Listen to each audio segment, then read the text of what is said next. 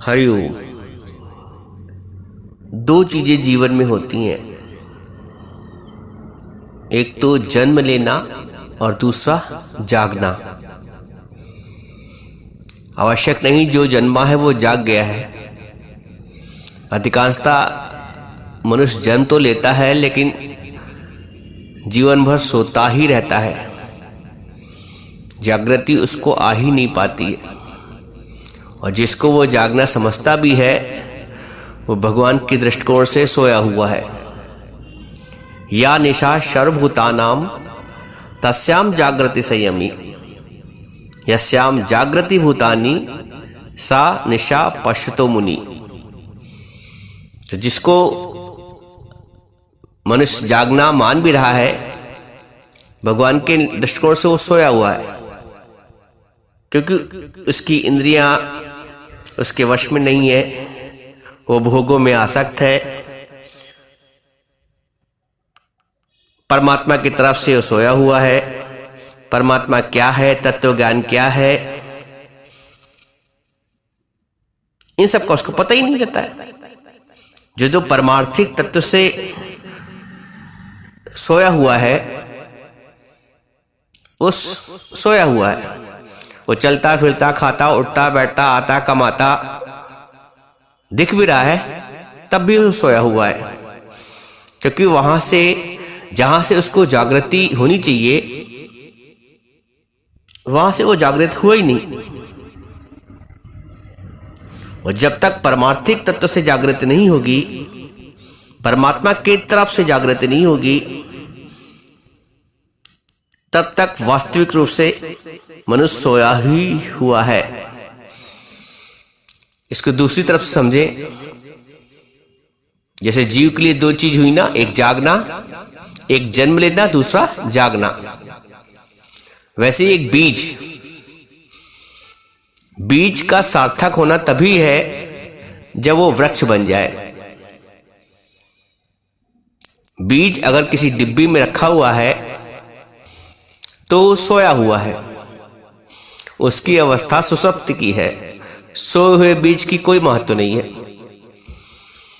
बीज को अगर वृक्ष बनना है तो उस डिब्बी से निकलना पड़ेगा, बाहर आना पड़ेगा, और बाहर आने के पश्चात भी उतना पर्याप्त नहीं है, उसको मिट्टी के साथ अपने आप को गर्क करना पड़ेगा, उसको अपने आप को मिट्टी में एकाकार करना पड़ेगा वृक्ष बनने के लिए।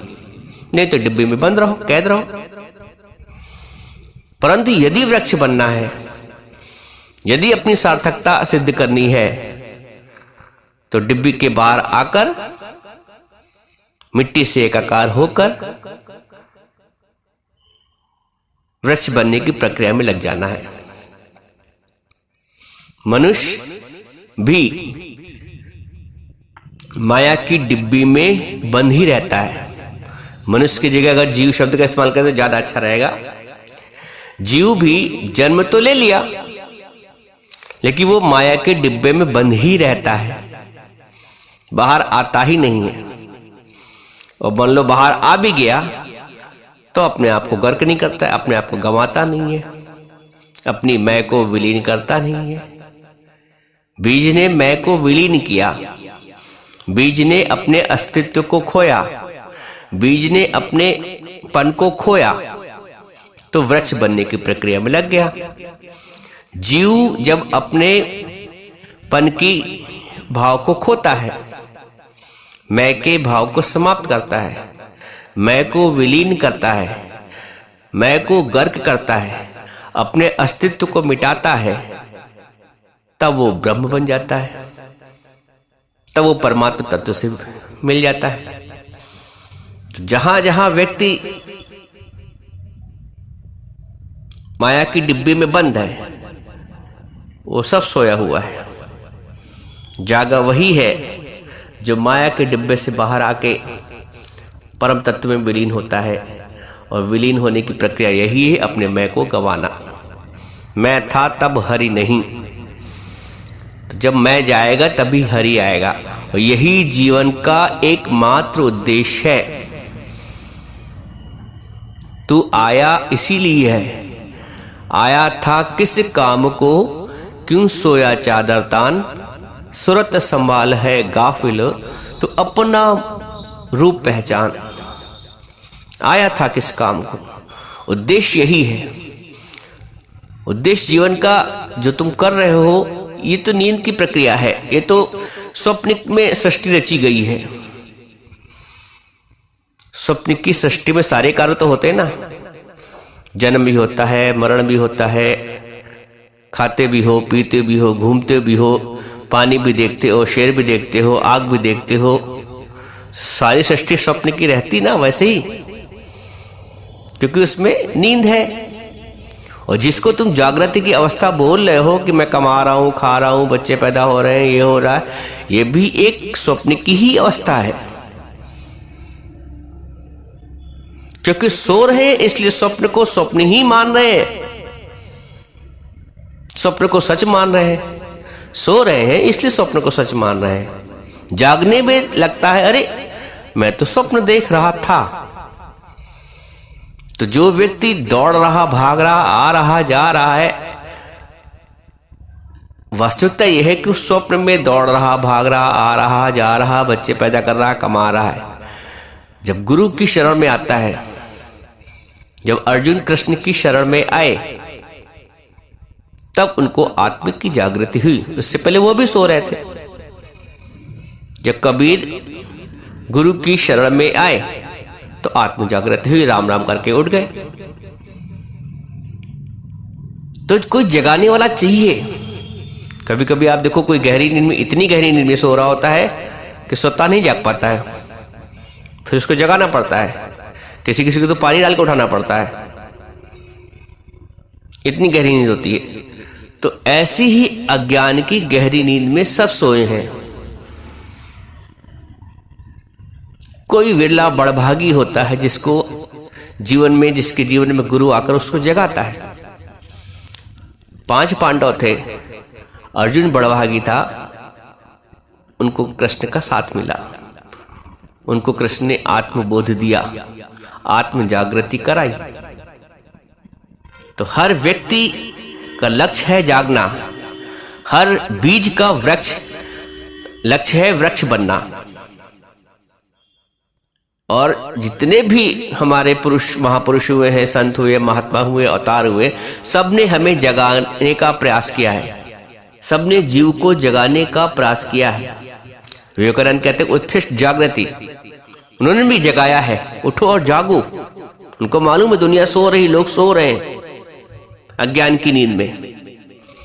तो हर एक महापुरुष ने, अवतार ने हमें जगाने का प्रयास किया है, जीव को जगाने का प्रयास किया है। जो जागत है सो पावत है। एक ही लाइन में पूरा ब्रह्म ज्ञान, पूरा अध्यात्म जोड़ दिया। जो जागत है सो पावत है। बिना जागे कैसे पाओगे परमात्मा को? पाने का सिर्फ एक अर्थ है, परमात्मा की प्राप्ति। वैसे तो पशु भी सब पा रहे हैं, किसी न किसी तरह खाना भी मिल रहा, पीना भी मिल रहा, बच्चे पैदा कर रहे हैं, सांस भी ले रहे हैं, पा रहे हैं ना प्रकृति का वो भी साथ। वही इंसान कर रहा है। पशु पक्षी भी संग्रह करते हैं, इकट्ठा करते हैं, इंसान भी संग्रह करता है, इकट्ठा करता है, तो कोई फर्क नहीं रहा। लेकिन जो जागा सो पाया, जो जागत है सो पावत है।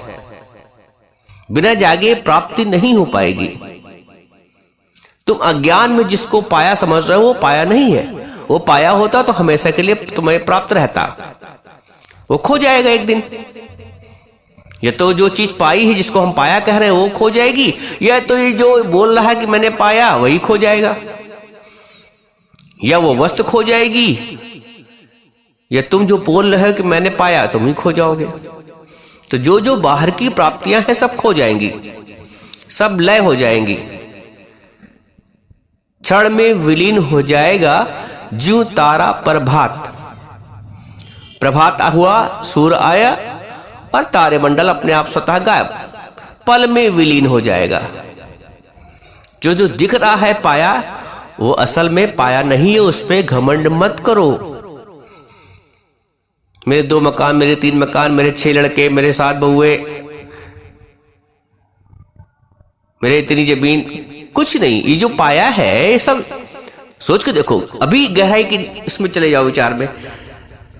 तुम्हारे सामने भी कितने लोग गए होंगे जिनके पास बहुत बहुत कुछ हुआ होगा, बहुत प्रॉपर्टी, बड़ा परिवार, बड़ा नाम, बड़ा रुतबा चला गया, या तो वो चले गए या तो रुतबा चला गया जिस पे उन्होंने घमंड था।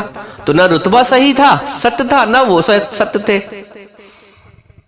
जो सत्य था वो आज भी है, वही सूर्य आज भी है, वही धरती आज भी है, वही हवा आज भी है, वही जल आज भी, जो सत्य था वो आज भी है। तो ना वो वस्तु रही ना वो व्यक्ति रहा। वस्तुएं भी चली गई जो पाई थी बाहर से, और वो व्यक्ति भी चला गया जो बाहर से पाने की तमन्ना करता था, जो अंदर ही अंदर प्राप्त करने की तमन्ना करता है। भीतर है सखा तेरा सखा, मन लगा कर देख, अंतःकरण में ज्ञान की ज्योति जला कर देख। प्रभु मिलता है भीतर, बाहर के शोरगुल में नहीं है। इंद्रियों की शक्तियां बाहर की ओर, जो बाहर से तोड़ करके अंदर से जोड़ दो। जो कनेक्टिविटी बाहर तार गलत जोड़ गया तुम्हारा, हर समय बाहर के दृश्य, बाहर का श्रवण, इनकी बातें उनकी बातें, बाहर का भोग लीला विलास, 100 से बर्बाद जा रही है। वो एक तरह का शयन है, जागृति नहीं है। जागृति सिर्फ आत्मा में आकर होती है, जागृति अपने स्वरूप में होती है। अभी अपने आप से पूछो, जागे हो सो रहे हो? कबीरदास जी कहते हैं, दुनिया खावे और सोवे, कबीरा जागे और रोवे। कबीर जाग रहा है और रो रहा है। रो इसलिए रहा है कि दुनिया सो रही है, खा रही है और सो रही है, उसको जागृति की चिंता नहीं है, उसको आत्म जागृति की परवाह नहीं है, इसलिए कबीर जाग रहा है और रो रहा है। कबीरा जागे और रोवे, दुनिया खावे और सोवे। अभी देखो, खा रहे हो सो रहे हो कि जाग गए हो। जाग जाओ प्राणी, मुक्ति ढूंढ लो, जीवन की शाम होते होते। सतगुरु जगाए तुम्हें, कब तक रहोगे सोते। सतगुरु का सारा प्रयास रहता है कि तुम्हारी जागृति हो। तुम जागते नहीं हो, ढीठ इतने हो गए हो कि माया के अज्ञान की नींद में ऐसे सोए हो, बेसुध होकर कि पानी डालने पर भी जागते हो। इंद्रियों का सुख इतना चाहिए कि छूट ही नहीं पाते हो। और जब तक इंद्रियों का सुख नहीं छूटेगा, इसी परमात्मा के लिए बोला गया अति इंद्रिय आनंद। परमात्मा अति इंद्रिय आनंद से प्राप्त होता है, इंद्रियों से अतीत होके, इंद्रियों से परे होके। मन को ढीठता से बचाओ, और ढीठता से मन तभी बचेगा जब सत्संग में आएगा, जब गुरु के मुख से गुरु की वचनों को सुनेगा। बिन सत्संग विवेक न होई, जो बोला गया है बिल्कुल सही है। इसके बिना काम नहीं चलना है। मन इतना ढीठ है, जब तक वो सत्संग नहीं सुनेगा और गुरु के वचनों के सानिध्य में नहीं आएगा, वो मुलायम नहीं बनेगा, वो ढीठ ही रहेगा। तो उठो और जागो, उत्तिष्ठ जागृति। जाग जाओ प्राणी, मुक्ति ढूंढ लो। मुक्ति ढूंढ लो, है तुम्हारे पास, इर्द गिर्द मुक्ति तुम्हारे पास है। इर्द गिर्द तुम्हारे मोक्ष घूम रहा है, तुम्हें ढूंढना है। तुम्हारे आंख में पट्टी बंधी है, उसको खोलना है। कभी कभी पट्टी बंधी हो तब भी तुम झपट लो उसको। बच्चों का खेल देखा है, लेकिन झपटने की ख्वाहिश तो, लालसा तो चाहिए ना। हम झपट लें मोक्ष को, हम झपट लें आनंद को, हम झपट लें अपने प्रभु को, प्रीतम को। पट्टी बंधी रहे तब भी कामना तो हो। बच्चे जब खेलते हैं कामना रहती है, फट से पकड़ ले, आंख बंद करे करे। पकड़ो परमात्मा को, पकड़ो अपने आनंद को, अपने आनंद को पकड़ो, अपने स्वयं के खुशियों को पकड़ो। तुम बाहर से खुशियों को पकड़ रहे हो, बाहर की खुशियों को पकड़ रहे हो, जो हाथ में आनी नहीं है। आती भी है, चली जाती है। इसलिए गुरु कहता है जागो जागो जागो, बिना जागे कल्याण नहीं है। या निशा सर्वभूतानां तस्याम जागृति संयमी। जो संपूर्ण प्राणियों के लिए रात है उसमें ज्ञानी जाग रहा है, उसको संयमी बोला भगवान ने। जहां सारे जगत प्राणी सो रहे हैं वहां ज्ञानी जाग रहा है।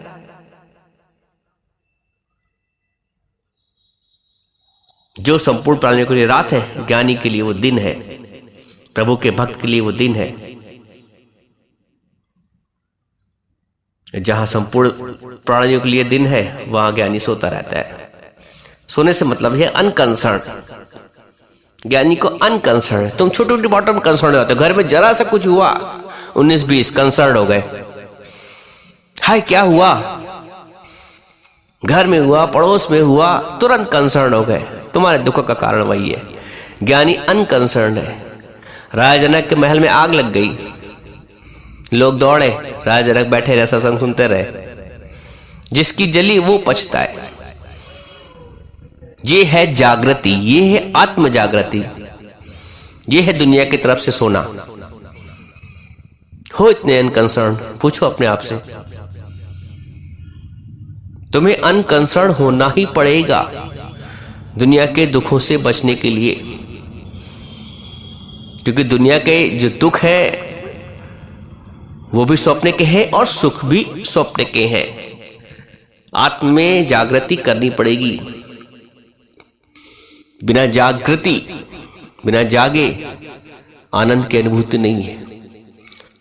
और वस्तुतः होता ऐसा ही है।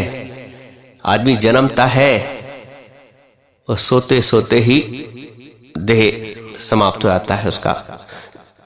जितने भी साल का जीवन लीला हुई वो तो समझ गया मैं बड़े बड़े काम कर गया, लेकिन जिस काम को आया था वो काम ही नहीं हो पाया। आया था किस काम को, क्यों सोया चादर तान। ये भ्रम है कि हम बड़े बड़े काम कर रहे हैं, करेंगे और करवाएंगे। जिसको तुम बड़े बड़े काम समझते हो वो सहायक कार्य है। यहाँ एक क्वेश्चन आप ये पूछ सकते हो कि आपके इस हिसाब से तो फिर जो कार्य जीवन भर हम कर रहे हैं, शादी विवाह, बच्चे, पालन पोषण, कर्तव्य, लेना देना, तो सब होने नहीं चाहिए। ये अच्छा प्रश्न है, ठीक है, आपने पूछा है। लेकिन ज्ञानी का ये, ज्ञानी भी कर्म कर रहा है, ऐसा नहीं है ज्ञानी से कर्म नहीं हो रहे। पहली बात तो ज्ञानी अकर्ता बन के कार्य कर रहा है, और दूसरी बात वो जागा हुआ है, वो जागृति में, आत्म जागृति के हिसाब से काम कर रहा है। वो ये समझ रहा है कि ये सब मेरे जो भी कर्म प्राणी मिले हैं परिवार के रूप में, समाज के रूप में, वो ऋण अनुबंध के हिसाब से कार्य है। तो ज्ञानी अपना कार्य, कर्तव्य परमात्मा के निमित्त होकर कर रहा है। ऋण अनुबंध के हिसाब से चल रहा है, तुम उसमें मिक्स हो जाते हो। ज्ञानी अनकंसर्न रहता है। अंतर इतना है, तुम सारे कर्म करते हुए, सारे कर्तव्य कर्म करते हुए, परमात्मा के निमित्त, परमात्मा को सौंपते हुए। ज्ञानी का प्रत्येक कर्म, एक गिलास किसी को पानी भी अर्पित करता है तो उसका भाव परमात्मा का रहता है। अब परमात्मा का भाव रहता है गिलास से। अगर तुम किसी मनुष्य को एक गिलास पानी पकड़ाओगे तो तुम्हारी जब आवश्यकता होगी, तुमको इच्छा होगी वो भी हमको हमारी आवश्यकता पर पानी हमको दे, हमने तो उसको दिया था। ज्ञानी के दृष्टिकोण में ऐसा नहीं है, क्योंकि ज्ञानी ने वो गिलास पानी का परमात्मा को दिया। तो परमात्मा से तुम थोड़ी इच्छा करोगे। रोज गणेश भगवान को तुम जल और नैवेद्य चढ़ाते हो, भगवान को, विष्णु भगवान को, तो उनसे इच्छा तो करते हो कि वो भी हमको जल चढ़ाएंगे सुबह, अगले दिन की जब हमको आवश्यकता पड़ेगी, क्योंकि तुमने भगवान समझ के चढ़ाया ना नैवेद्य जल। तो वैसे ही ज्ञानी सर्वत्र भगवत भाव रखते हुए ही व्यवहार करता है, इसलिए वो कर्म में फंसता नहीं, इसलिए वो कर्म से फल नहीं चाहता है। तुम कर्म के प्राणी को देखते हो, कर्म करते हो, इसलिए कर्म के कर्ता भी बनते हो और कर्म से फल भी चाहते हो। हमने उसके साथ किया है तो वो भी मेरे साथ करे। हम उसके इतना व्यवहार देके आए थे तो उसको भी इतना ही व्यवहार कम से कम देना ही चाहिए। तो वहां जीव भाव है ना, वहां कर्तापन का भाव है ना। ज्ञानी कर्तापन के भाव से ऊपर है, इतना फर्क है। कर्म ज्ञानी के भी वही हो रहे हैं, ऊपर से बाहर से दिखेगा, लेकिन ज्ञानी उन कर्मों का कर्ता नहीं है। ज्ञानी उन कर्मों से अनकंसर्न्ड है। ज्ञानी उन कर्मों के फल से निरासक्त है। ज्ञानी ने उन कर्मों को परमात्मा के निमित्त करते हुए किया है। वो समझता है कि परमात्मा के निमित्त ही किया जा रहा है कार्य और परमात्मा ही करने वाला है, और क्रिया भी परमात्मा है। तो त्रिपुटी है ही नहीं ज्ञानी की नजर में, न कर्ता है, न क्रिया है, न कर्म है। और अज्ञान में जीव भाव के लिए कर्ता भी है, कर्म भी है, क्रिया भी है। अंतर इतना है। तो करना सारे कर्म वही है। ये बहुत अच्छा प्रश्न है और बहुत लोगों को कंफ्यूज भी करता है। तो क्या कर्म ना किया जाए? कर्म के बिना कैसे रह सकते हो? नहीं कश्चित् क्षणमपि जातु तिष्ठति कर्म कर्त। एक क्षण भी मनुष्य का कर्म के बिना नहीं रह सकती है। अरे तुम्हारी आंख झपक रही, ये भी तो कर्म है। तो श्वास ले रहे हो, ये भी तो कर्म है। तो कर्म के बिना तो रह नहीं सकते हो। लेकिन कर्म में कर्तापन का भाव ना होना, सब प्रकृति अपने गुणों से वर्त रही है, कर्म हो रहे हैं। इसलिए गुरु कहते हैं जाग जाओ, जाग जाओ। जो जहां भी बैठे हो वहीं से जाग जाओ, आत्म जागृत में आ जाओ, आत्म जागृत में आ जाओ। जीवपन के भाव से खो जाओ। बीज है तो डिब्बी में कैद ना रहे, जमीन में गर्क हो जाए, मिट्टी में, और वृक्ष बने और अपना जीवन की सार्थकता को सिद्ध करे। जीव हो तो माया के डिब्बे में बंद मत रहो, माया के डिब्बे से बाहर आओ और अपने मैं को गलाकर, अहंकार को गिलाकर आनंद रूपी वृक्ष बनो।